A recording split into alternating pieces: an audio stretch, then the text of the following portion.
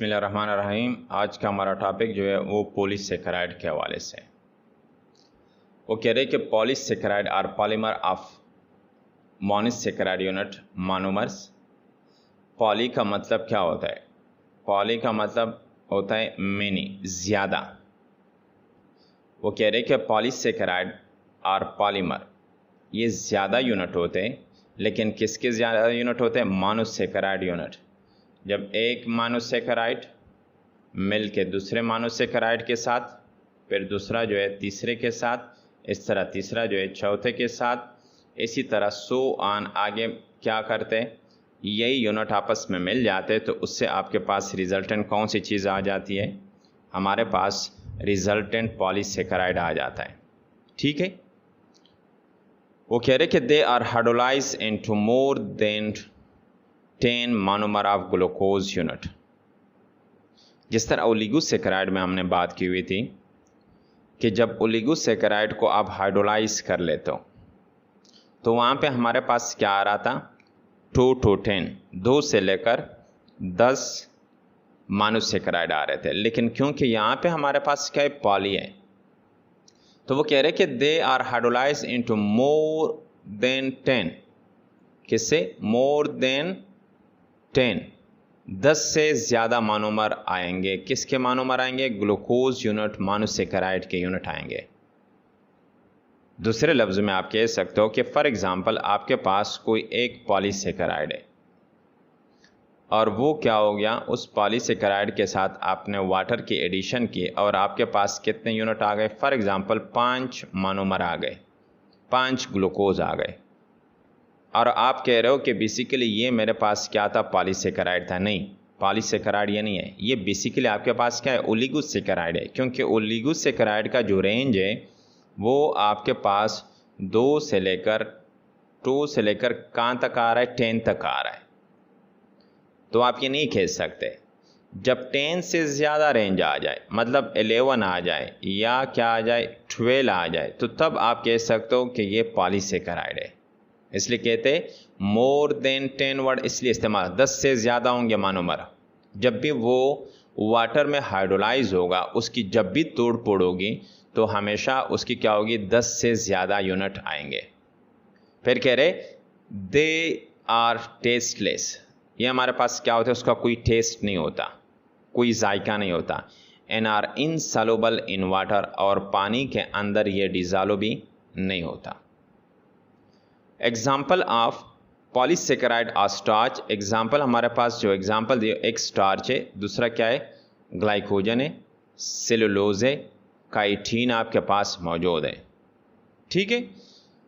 आगे एग्जाम्पल इसको यहाँ पे एक्सप्लेन करेंगे। Polysaccharide act as a macro molecule. Polysaccharide क्या है? मैक्रो का बार बार यहाँ पे बताया हुआ है कि मैक्रो का मतलब क्या होता है? लार्ज, बड़ा मॉलिक्यूल होता है। इसलिए ब्रैकेट में क्या लिखा है? पॉलीमर्स। मैक्रो के मुकाबले में क्या होता है? माइक्रो मॉलिक्यूल छोटा होता है। माइक्रो जिस तरह माइक्रोस्कोप के लिए आया हुआ है, छोटा मॉलिक्यूल जो होता है। ठीक है। For the small carbohydrate unit, अगर हम स्मॉल कार्बोहाइड्रेट यूनिट को कंपेयर करें पॉलीसेकेराइड के साथ, तो वो छोटे यूनिट जो है मोनोसेकेराइड की बात हो रही, ग्लूकोज, फ्रक्टोज। ठीक है। तो ये यूनिट जो हमारे पास है ये क्या है? ये छोटे मोनोसेकेराइड होते हैं। उसके मुकाबले में अगर पॉलीसेकेराइड को आप ले लो तो वो क्या है? मैक्रो मॉलिक्यूल है, जो बेसिकली बना भी किस चीज़ से होता है? इसी कार्बोहाइड्रेट छोटे यूनिट से, स्मॉल यूनिट से मिल के बना होता है। Green plants prepare glucose during photosynthesis, which is immediately converted into starch. जितने भी ग्रीन प्लांट है, सबस जो होते हैं, जिसमें क्या होता है? ग्रीनरी होती है, वो प्लांट जो ग्रीन होते हैं, prepare glucose during photosynthesis. Photosynthesis का अमल ऑलरेडी आपने पढ़ा होगा कि ये कौन सा रिएक्शन होता है? फोटोसिंथेसिस अमल हमारे पास ये होता है कि फॉर एग्जांपल आपके पास कार्बन डाइऑक्साइड है, एक प्लांट है, उस प्लांट मौजूद है यहाँ पे, ये रूट है उसकी, उस प्लांट की, उस प्लांट का ये मेरे पास क्या है? लीफ है। इस लीफ में क्या होते हैं? छोटे सुराख होते हैं, जिसको हम क्या नाम देते हैं? स्टोमेटा का नाम देते हैं। बाहर हवा से, एनवायरनमेंट से कौन सी चीज़ इसी स्टोमेटा के ज़रिए इंटर हो जाती है? कार्बन डाइऑक्साइड इंटर हो जाता है। जबकि इसी रूट के ज़रिए कौन सी चीज़ जज़ब हो जाती है? H2O मट्टी से, साइल से जज़ब कर लेते हैं और ये H2O जो है आगे कहाँ पे पहुँच जाता है? इसी लीफ में पहुँच जाता है। यहाँ पे थर्ड चीज़ जो फोटोसिंथेसिस के ज़रिए वहाँ पे उसके लिए ज़रूरत होती है उसकी, जिसके ज़रिए क्या होता है फोटोसिंथेसिस अमल भी होता है, वो हमारे पास क्या होता है? क्लोरोफिल होता है। हम CH से उसको रिप्रेजेंट करते हैं, यहाँ पे एग्जाम्पल के तौर पे रिप्रेजेंटेशन करते हैं। क्लोरोफिल भी यहाँ पे मौजूद होता है, ठीक है। और उसके अलावा जो नेक्स्ट चीज़ हमारे पास होती है वो क्या होती है? सूरज की रोशनी होती है, उसके ऊपर पड़ रही है। चार चीज़ें आपके पास आई है, कार्बन डाइऑक्साइड, वाटर और क्लोरोफिल। इन चारों की मौजूदगी की वजह से इस लीफ के अंदर, इस पत्ते के अंदर कौन सी चीज़ रिएक्शन में बन रही है? आपके पास ग्लूकोज बन रहा है। कौन सी चीज़ बन रही है? ग्लूकोज बन रहा है। इसलिए यहाँ पे कहते हैं green plants prepare glucose during photosynthesis. तो यहाँ पे वाटर के साथ जब क्या मिल जाता है, जिस तरह नीचे वाले रिएक्शन में भी आपको बता दिया, ऑक्सीजन, कार्बन डाइऑक्साइड किसका मिलना है? वाटर का मिलना है, इन दोनों का। तो रिजल्टेंट आपके पास क्या आता है? ग्लूकोज आता है। दो कंडीशन रिक्वायरमेंट, एक सूरज की रोशनी और एक क्लोरोफिल की मौजूदगी यहाँ पे ज़रूर होती है। तो वो कह रहे कि ड्यूरिंग फोटोसिंथेसिस, ये पूरे प्रोसेस को हम क्या कहते हैं? फोटोसिंथेसिस, जिसमें क्या बनता है? ग्लूकोज बन जाता है। किसकी वजह से बनता है? कार्बन डाइऑक्साइड, वाटर, और इन दोनों चीज़ों की मौजूदगी ज़रूरी है। कौन सी चीज़ आपके पास? एक सनलाइट और दूसरा कौन सा? क्लोरोफिल की मौजूदगी ज़रूरी होती है। फिर कहते हैं which is immediately converted into starch. अब जैसे यहाँ पे ग्लूकोज आ गया, इस लीफ के अंदर ग्लूकोज जैसे ही बन जाता है, नेक्स्ट उसको किस चीज़ में कन्वर्ट किया जाता है? स्टार्च में। इससे मैं इसको रिप्रेजेंट कर रहा हूँ। लीफ के अंदर ग्लूकोज कन्वर्ट हो जाता है स्टार्च में। एक ग्लूकोज नहीं बनता, हज़ारों, सैकड़ों, हज़ारों ग्लूकोज बनते हैं और सारे किस चीज़ में चेंज हो रहे हैं? वहाँ पे स्टार्च में कन्वर्ट हो। इसलिए कहते हैं इमीडिएटली का मतलब क्या होता है? फौरन। फौरन उसको क्या किया जाता है? कन्वर्ट किया जाता है स्टार्च के फॉर्म में, ठीक है। When plant needs glucose, starch is again converted into glucose. जब भी प्लांट को ग्लूकोज की ज़रूरत हो गई, मिसाल के तौर पे एक दिन ऐसा आया कि सारा पूरा दिन जो है बादल छाए हुए, सूरज की रोशनी नहीं है, तो उसी दिन प्लांट ग्लूकोज नहीं बना सकता, क्योंकि इन चारों की मौजूदगी ज़रूरी है। सूरज की रोशनी अगर आपने ख़त्म कर ली, बादल आए हुए, तो फिर भी ग्लूकोज आपके पास फोटोसिंथेसिस अमल नहीं हो रहा, ग्लूकोज नहीं बन सकता, ठीक है। अब उसी दिन प्लांट ग्लूकोज नहीं बना सकता, लेकिन अब उसके पास कौन सी चीज़ मौजूद है? स्टार्च मौजूद है, स्टोर फॉर्म में। पहले भी बताया हुआ है कि स्टार्च जो है बेसिकली प्लांट के अंदर कार्बोहाइड्रेट का स्टोर फॉर्म होता है। इसलिए कहते हैं जब भी प्लांट को ज़रूरत होगी ग्लूकोज की, बादल की वजह से ग्लूकोज नहीं बना सकता, तो स्टार्च फिर अगेन का मतलब क्या है? दोबारा। Starch is again converted into glucose. Starch दोबारा किस चीज़ में कन्वर्ट हो जाएगा? ग्लूकोज की फॉर्म में आ जाएगा। इसलिए कहते हैं starch is store in plant cells. Starch कहाँ पे? प्लांट के सेल में स्टोर रहता है। Starch is a polymer made of many glucose unit bonded together forming unbranch और ब्रांच चेन। और स्टार्च हमारे पास क्या है? पॉलीमर है, बड़ा सा यूनिट है, और ये किसके बना होता है? मेनी ग्लूकोज यूनिट, ज़्यादा ग्लूकोज यूनिट का बना होता है। और ये ग्लूकोज यूनिट आपस में किस तरीके से एक दूसरे के साथ अटैच होते हैं? ग्लाइकोसिडिक बॉन्ड के जरिए, बॉन्डेड टुगेदर फार्मिंग, और क्या फॉर्म बना लेता है? अनब्रांच या ब्रांच चेन फॉर्म बना लेता है, ठीक है। अब एक एग्जांपल से हम उसको समझने की कोशिश करते हैं।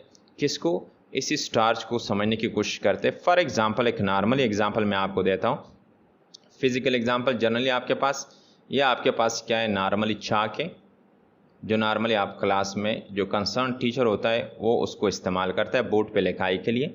ये चाक है, अभी टेबल के ऊपर पड़े हुए, ये सारे चाक जो है टेबल के ऊपर क्या पड़े हुए। अब क्लास ख़त्म हो गया, अब यहाँ पे कोई 15-20 चाक हैं। क्लास जैसी ख़त्म हो जाती है, छुट्टी हो जाती है, तो उसके बाद आप क्या कर लेते हो? जो क्लास का प्रॉक्टर होता है वो क्या करता है? उस चाक को कलेक्ट कर लेता है, और जो वहाँ पे डब्बा मौजूद होता है उस डब्बे के अंदर उसको क्या कर लेता है? रख देता है, इस तरह पैक कर लेता है।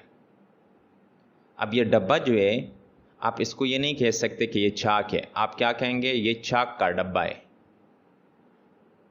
सिर्फ ग्लूकोज और स्टार्च का यहाँ पे आपको फ़र्क बता रहा हूँ। इस तरह समझ लो कि एग्जैक्टली ये आपके पास क्या है, ग्लूकोज है जो प्लांट सेल के अंदर बन रहे हैं।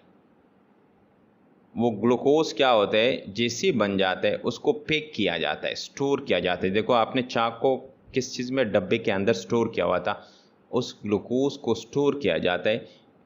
ठीक है, स्टोर करने के बाद जब सारे ग्लूकोज इसके अंदर आ जाते हैं, इस तरह स्टोर हो जाते हैं, एक चेन फॉर्म बन जाता है। आया वो चेन क्या होगा, अनब्रांच होगा या ब्रांच चेन होगा। तो फिर वो चेन जो होता है, वो जंजीर फॉर्म में जो एक दूसरे के साथ ये ग्लूकोज इस डब्बे के अंदर अटैच होते हैं, तो उसको हम फिर क्या नाम देते हैं, स्टार्च कहते हैं। जिस तरह हमने यहाँ पे क्या कहा हुआ था, चाक का डब्बा का नाम दिया हुआ था, यहाँ पे हम फिर क्या नाम देंगे, स्टार्च का नाम देंगे। अब नेक्स्ट मॉर्निंग, दूसरे दिन, जब उस टीचर को दोबारा चाक की ज़रूरत हुई, तो आपने क्या किया, इस डब्बे को ओपन किया। ओपन करने के बाद आपने फिर से चाक निकाले और वो टीचर क्या कर रहा है, बोर्ड के ऊपर वो चाक क्या कर रहा है, इस्तेमाल कर रहा है। सेम ही एग्जाम्पल है। वो कह रहे हैं जब फोटोसिंथेसिस अमल के दौरान ग्लूकोज बनते हैं तो उस टाइम क्या होता है, इमीडिएटली कन्वर्टेड इनटू स्टार्च, उस टाइम फिर स्टार्च में कन्वर्ट करते हैं। जब प्लांट को ग्लूकोज की ज़रूरत दोबारा होती है तो स्टार्च दोबारा अगेन दोबारा कन्वर्ट किया जाता है, किस फॉर्म में, ग्लूकोज की फॉर्म में। ठीक है, जो दूसरा एग्जाम्पल हमारे पास है वो किस चीज़ का एग्जाम्पल है, ग्लाइकोजन का है। ये भी हमारे पास क्या है, पॉलीसेकेराइड का एक एग्जाम्पल है, कार्बोहाइड्रेट का। स्टार्च जो है वो किस में स्टोर होता है, प्लांट में स्टोर होता है, जबकि एनिमल में जो कार्बोहाइड्रेट स्टोर होता है किस फॉर्म में स्टोर होता है, ग्लाइकोजन की फॉर्म में स्टोर होता है। स्टोर इन एनिमल सेल, कहाँ पे स्टोर हो रहा है, एनिमल सेल में स्टोर हो रहा है। स्टार्च जो था वो प्लांट सेल में स्टोर हो रहा था, वो भी कार्बोहाइड्रेट था, ये भी क्या है, कार्बोहाइड्रेट है। कार्बोहाइड्रेट का कौन सा टाइप है, polysaccharide. It is also a polymer made of glucose monomer forming extensively branch chain. ये भी हमारे पास क्या है, एक पॉलीमर है, बड़ा सा चेन है, और किसका बना होता है, ग्लूकोज का बना होता है, फॉर्मिंग एक्सटेंसिवली ब्रांच चेन। और ये हमारे पास क्या है, ब्रांच चेन। स्टार्च क्या था, ब्रांच भी हो सकता था और अनब्रांच, लेकिन ग्लूकोज के लिए ऑप्शन नहीं है, ये हमेशा क्या होगा, किस फॉर्म में होगा, ब्रांच चेन की फॉर्म में होगा। एग्जैक्टली एग्जाम्पल इसका क्या है, स्टार्च की तरह है। हमारे बॉडी के अंदर जब आपके डाइजेशन से, आपके हजम करने से जब आपके पास ग्लूकोज आ जाते, वो ग्लूकोज जब तादाद में ज़्यादा होते, अभी आपको उस ग्लूकोज से एनर्जी नहीं चाहिए, एटीपी नहीं चाहिए, तो वो ग्लूकोज फिर स्टोर में चले जाते हैं, और वो स्टोर आपके पास क्या होता है, ग्लाइकोजन होता है। क्या होता है, ग्लाइकोजन। मिसाल के तौर पे अगर आप सहरा में हो, किस में जा रहे हो, एक सहरा है, रेगिस्तान है, सिर्फ वहाँ पे मट्टी मट्टी है, आपको पानी नहीं मिल रहा, आपको खाना नहीं मिल रहा, 2 दिन तक आप क्या हो, भूखे हो, तो उस टाइम ये ग्लाइकोजन आपकी हेल्प करता है, क्योंकि ये आपके बॉडी में स्टोर शक्ल में मौजूद होता है, ज़हीरे की शक्ल में मौजूद होता है। अब अगर आपको खाना नहीं मिल रहा तो इट मीन्स कि आपकी डाइजेशन नहीं हो रही, हज़म होने वाला सिस्टम आपका नहीं है, क्योंकि खाना नहीं मिल रहा। जब हज़म होने वाला सिस्टम ही नहीं है तो आपके पास ग्लूकोज भी नहीं आएंगे। जब ग्लूकोज नहीं बनेंगे तो आप कहाँ से क्योंकि आपकी वॉकिंग के लिए, आपके चलने के लिए भी किस चीज़ की ज़रूरत है, ग्लूकोज। और ग्लूकोज रिस्पायरेशन अमल के ज़रिए इसकी ऑक्सीडेशन जब हो जाती है तो हमारे पास इससे क्या आती है, एटीपी, एनर्जी हासिल होती है। इसी एटीपी की वजह से आप जा भी सकते हो, आप चल भी सकते हो, आप बोल भी सकते हो। अब अगर ग्लूकोज कहाँ से आता है, ग्लूकोज आपके पास फॉर एग्जांपल रोटी से आ रहा है, किस चीज़ से, मील से आ रहा है, रोटी से आपके पास आ रहा है। जब रोटी ही नहीं है, खाने के लिए कुछ है नहीं आपके पास, तो ग्लूकोज नहीं आएंगे। जब ग्लूकोज नहीं होंगे तो एटीपी एनर्जी भी आपके पास नहीं होंगी, तो उस टाइम आपको चलना भी है, आपने आवाज़ें भी निकालनी है, आप रास्ता भटक गए हो, तो आपको किस चीज़ की ज़रूरत होगी, एटीपी। तो उस टाइम एटीपी कौन प्रोवाइड कर रहा है, जो पहले से आपके बॉडी में स्टोर है, ग्लाइकोजन चेंज हो जाता है, किस चीज़ में, ग्लूकोज में चेंज हो जाता है, और ये ग्लूकोज फिर किस में चेंज, इस तरह ग्लूकोज से क्या आती है, हमारे पास एटीपी हासिल होती है। ठीक है, इसलिए कहते हैं ब्रांच चेन। नेक्स्ट जो आपके पास है थर्ड एग्जाम्पल हमारे पास, वो कौन सा है? सेलुलोज का एग्जाम्पल है। Is another polysaccharide. ये थर्ड एग्जाम्पल पॉलीसेकेराइड का है। बड़े लफ्ज़ों में हम सेलुलोज को क्या कहते हैं कि ये क्या है? कार्बोहाइड्रेट। ये सारे आपके पास ग्लाइकोजन हो गया, स्टार्च हो गया, ये सारे आपके पास क्या? कार्बोहाइड्रेट। लेकिन कार्बोहाइड्रेट का भी कौन सा टाइप है हमारे पास? पॉलीसेकेराइड टाइप है। Is another polysaccharide form of unbranch chain of glucose unit. ये कौन सा आपके पास? Unbranch chain. स्टार्च अनब्रांच और ब्रांच, ग्लाइकोजन आपके पास क्या है? ब्रांच, जबकि सेलुलोज आपके पास unbranch chain of glucose unit होता है। It is the building material of green plant cell walls and is probably the most abundant carbohydrate in nature. और ये क्या बनाता है? प्लांट का जो सेल वॉल है, पौधे का जो सेल वॉल होता है, नॉर्मली फर्स्ट यूनिट में हमने इसको डिटेल से पढ़ा हुआ है। प्लांट का सेल है, फॉर एग्जांपल ये प्लांट का सेल और एनिमल के सेल में हमारे पास फ़र्क क्या होता है? जो सबसे इंपॉर्टेंट फ़र्क होता है, ये फॉर एग्जांपल आपके पास किसका सेल है? प्लांट का। और ये किसका सेल है? एनिमल का। प्लांट के सेल में जो सबसे बाहर वाला एरिया होता है वो क्या होता है? वो सेल वॉल होता है। मैं W से उसको ज़ाहिर करता। और ये जो इसके अंदर वाला हिस्सा है ये क्या है? मेरे पास मेम्ब्रेन है, जिसको मैं किस चीज़ से ज़ाहिर करता हूँ? M से। प्लांट का बाहर वाला सेल जो लेयर होता है, जो तह होता है, ठीक है, वो क्या होता है? वो सेल वॉल का होता है। जब अंदर वाला तह होता है वो कौन सा होता है? सेल मेम्ब्रेन का होता है। लेकिन एनिमल सेल में सेल वॉल मौजूद नहीं होता। उसमें जो बाहर वाला सेल होता है आपके पास क्या होता है? वो सेल मेम्ब्रेन का होता है। तो यहाँ पे कह रहे हैं कि हमारे पास कि ये क्या है? Cell wall. सेल वॉल जो ग्रीन प्लांट में मौजूद होता है, इसके लिए क्या किरदार अदा करता है? Building material. बिल्डिंग मटेरियल से मुराद क्या है? एक इमारत के तौर पे ये जो सेल वॉल बना हुआ है ये किस चीज़ से बना हुआ है? ये सेलुलोज से बना हुआ है। किस चीज़ से? सेलुलोज के अलावा हेमी सेलुलोज बाकी भी होते हैं, लेकिन ज़्यादातर मकदार हमारे पास किसका होता है? सेलुलोज से बना होता है। And is probably the most abundant carbohydrate in nature. और इसलिए आप कह सकते हो कि प्रॉबेबली का मतलब क्या होता है? कि यकीनन मोस्ट एबंडेंट। एबंडेंट का मतलब क्या है? कसरत से पाने वाला कार्बोहाइड्रेट है जो नेचर में, कुदरत में पाए जाते हैं। ये क्यों कह रहे हैं? इस जो यहाँ पे आपके पास ये सेंटेंस जो फिक्र है, इसके पीछे क्या है? लॉजिक है हमारे पास। और लॉजिक हमारे पास किस तरह आता है कि ऑलरेडी आपने 10th में पढ़ा हुआ है प्रोड्यूसर के हवाले से कि ज़मीन के ऊपर सबसे ज़्यादा चीज़ जो मौजूद होती है वो क्या होते हैं? प्रोड्यूसर जो ग्रीन प्लांट की फार्म में मौजूद होते हैं। ठीक है, फूड चेन और फूड वेब में आपने ऑलरेडी डिटेल से पढ़ा हुआ है। फिर दूसरे नंबर पे हमारे पास क्या आता है? प्राइमरी कंज्यूमर आता है। फिर इसी तरह क्या होते हैं? सेकेंडरी कंज्यूमर कम हो रहे हैं इसी तरह।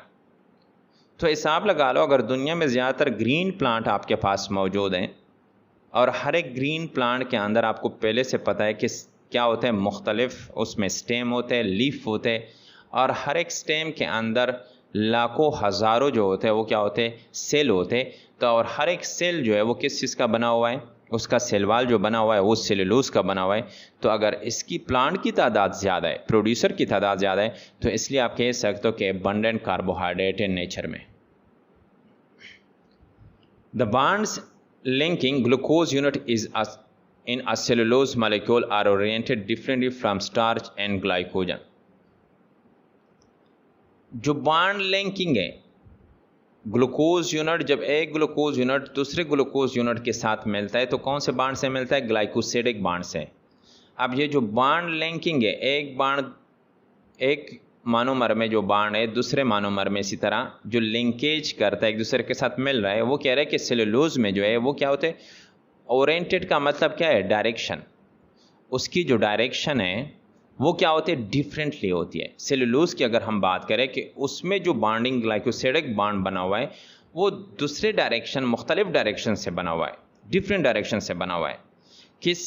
किसके साथ मुकाबला कंपैरिजन हो रही है? स्टार्च के साथ और ग्लाइकोजन के साथ कंपैरिजन हो रही है कि जो बॉन्ड ग्लाइकोसिडिक वाला स्टार्च में बना हुआ है या ग्लाइकोजन में बना हुआ है, उसके मुकाबले में जो सेलुलोज के अंदर बॉन्ड ग्लूकोज यूनिट के दरमियान बना हुआ है वो क्या है? वो डिफरेंटली, वो मुख्तलिफ है। सेलुलेस, देखो लास्ट पे क्या आ गया? ASE आपके पास, refer to a group of enzymes which acting together hydrolyze cellulose. Cellulase वो एंजाइम होते हैं जो ग्रुप ऑफ एंजाइम का नाम है सेलुलेज, विच एक्टिंग टुगेदर, जो एक साथ काम करते। एक्टिंग टुगेदर का मतलब क्या, एक साथ। ये सारे एंजाइम जो ग्रुप को एक नाम दिया हुआ है, ग्रुप ऑफ एंजाइम को, ग्रुप ऑफ एंजाइम ऑलरेडी पता है कि उसमें एक एंजाइम नहीं होगा, 4 5 7 10 एंजाइम है। उन सारे एंजाइम को ग्रुप की शक्ल में एक नाम मिला हुआ है सेलुलेज। वो कह रहे एक्टिंग टुगेदर, जो एक साथ काम करते हैं, और उस एक साथ काम करने की वजह से क्या करते हैं, हाइड्रोलाइज सेलुलोज को क्या करते हैं, हाइड्रोलाइज करते हैं, ठीक है, उसकी तोड़ फोड़ करते हैं। In human digestive system this enzyme is not present. ये इंपॉर्टेंट बात है। आपके डाइजेस्टिव सिस्टम में, आपके स्टमक में, आपके स्मॉल इंटेस्टाइन में, छोटी अंतड़ियाँ जो होती है, या लार्ज इंटेस्टाइन, आपके मैदे हो गया, ये सारे जो डाइजेस्टिव ट्रैक्ट है, सिस्टम है, उनमें ये सेलुलोज एंजाइम क्या है, नॉट प्रेजेंट, मौजूद नहीं होता। कॉटन फाइबर और example of cellulose. Cotton fibre जो है, जो क्या है, रुई जो है आपके पास, ये किस चीज़ का एग्जाम्पल है, सेलुलोज का एग्जाम्पल है। इसमें जो हमारे पास एक इम्पॉर्टेंट स्टेप यहाँ पे डाइजेस्टिव ट्रैक्ट में ये मौजूद न होने का एक एग्जांपल मैं दे देता हूँ कि अगर फॉर एग्जांपल आप क्या करें, जो ग्रीन प्लांट है, जो सब्ज प्लांट है, पौधे है, उसके अगर आप क्या करें, उसका जो सब्ज लीफ है, क्या है, उसका जो सब्ज लीफ होता है, अगर इन केस आप उसको खा लो, आपने उसको खा लिया, तो आपकी फीसिस में जो होता है, अगर आप उसको नेक्स्ट टाइम उसके फीसिस एक्सक्रीट करते हो, बॉडी से, आपके बॉडी से निकलते हैं, तो उनका कलर सेम रहेगा, वही ग्रीन चीज़ रहेगी, उसमें कोई चेंजेस। इसका मतलब ये हुआ कि जो भी चीज़ हम खाते तो फीसिस में उसका वो कलर नहीं होता नॉर्मली, लेकिन इसका कलर क्यों होता है, क्योंकि इसमें क्या होता है, सेलुलोज मौजूद होता है। तो और हमारे स्टमक या स्मॉल इंटेस्टाइन डाइजेस्टिव सिस्टम में उसके लिए क्या मौजूद नहीं होता, सेलुलेज मौजूद नहीं होता। इसलिए ये चीज़ जो होती है, जो हमने खाई होती है, वो हमारे बॉडी से सेम एज निकलती है, कोई फ़र्क उसके ऊपर, सिर्फ क्या होती है, तोड़ फोड़ होती है, लेकिन उससे जो रिक्वायर्ड चीज़ होती है, सेलुलोज होता है उसके अंदर, उसकी डाइजेशन हमारे बॉडी के अंदर नहीं होती, ठीक है। जो फोर्थ वाला एग्जाम्पल आपके पास है, वो हमारे पास क्या है, वो काइटिन है। काइटिन आपके पास क्या, इज अ पॉलीसेकेराइड, ये फोर्थ नंबर पे पॉलीसेकेराइड है। It is found in the exoskeleton of arthropod such as crabs and insect.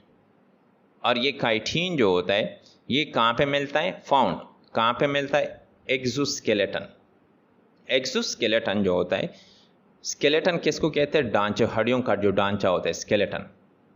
हमारी बॉडी में जो है वो एक्सोस्केलेटन नहीं है, वो कौन सा, एंडोस्केलेटन है, एक्सो नहीं है। क्यों, अगर स्किन के अंदर हो, ऊपर क्या है हमारे बॉडी में, गोश्त है, गोश्त के अंदर क्या है, हड्डियां हैं, ठीक है, तो वो हमारे पास क्या है, एंडोस्केलेटन है। जबकि आर्थ्रोपोड जो आपके पास होता है, एग्जांपल जिस तरह दिए हुए कि क्रेब्स हो गए या इंसेक्ट हो गए, उसमें नॉर्मली जो उसकी हड्डियों वाला सिस्टम होता है, जो सख्त टाइप का होता है, उसका जो एक्सोस्केलेटन सिस्टम होता है, वो क्या होता है, वो बाहर होता है, वो अंदर नहीं होता।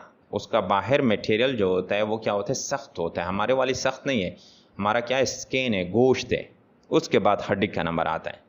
तो ये जो उसका आर्थ्रोपोड का जो क्रेब्स है, इंसेक्ट है, उनका जो बाहर वाली बॉडी जो बनी होती है, वो किस चीज़ की बनी होती है। फॉर एग्जांपल ये आपके पास जनरल एग्जांपल आर्थ्रोपोड का, फॉर एग्जांपल इसका बाहर वाला सिस्टम जो है, ये काइटिन का बना होता है। किस चीज़ का, काइटिन का बना होता है। It is also a polymer of glucose but an amino NH2 group attached to one molecule. ये भी हमारे पास क्या है, पॉलीमर है। किस चीज़ का पॉलीमर है, ये भी ग्लूकोज का पॉलीमर है, ग्लूकोज के यूनिट से बने होते हैं, लेकिन एक चीज़ की एडिशन सिर्फ उसमें होती है। तीनों में, स्टार्च, ग्लाइकोजन और सेलुलोज में हमने सिर्फ ग्लूकोज की बात की थी। यहाँ पे एक चीज़ हम यहाँ पे ऐड करें, और वो कौन सा है, amino, NH2 group, functional group जो है अमाइनो, उसके साथ अटैच होता है ग्लूकोज के साथ। जब ग्लूकोज के साथ अमाइनो एसिड अटैच हो जाता है, तो फिर कौन सा फॉर्म आ जाता है, काइटिन फॉर्म हमारे पास आ जाता है। टू ईच मॉलिक्यूल, ईच से मुराद क्या है, हर एक ग्लूकोज। अगर मिसाल के आपके पास ये ग्लूकोज है, फिर ये दूसरा है, ये तीसरा है, फॉर एग्जांपल चौथा, पांचवा, इस तरह छठा आपके पास है, और हर एक ग्लूकोज जो है ग्लाइकोसिडिक बांड के ज़रिए एक दूसरे के साथ अटैच होता है। तो वो आपको ये बता रहा है कि इस ग्लूकोज के साथ भी क्या होता है, अमाइनो एसिड NH2 अटैच होता है, इसके साथ भी इसके साथ भी 4, 5 सब के साथ 6 वाले के साथ भी ईच मालिक्यूल के ग्लूकोज मालिक्यूल के साथ क्या अटैच होता है, अमाइनो ग्रुप मस्ट अटैच होता है। Like cellulose chitin is also not digestible. इसी तरह जिस तरह सेलुलोज हमारे बॉडी के अंदर डाइजेस्ट नहीं होता, हजम नहीं होता, इसी तरह हमारे पास काइटिन भी डाइजेस्ट नहीं होता। तो उम्मीद करता हूँ कि टॉपिक आपको समझ आई होगी। अगर कोई भी क्वेश्चन हो आपका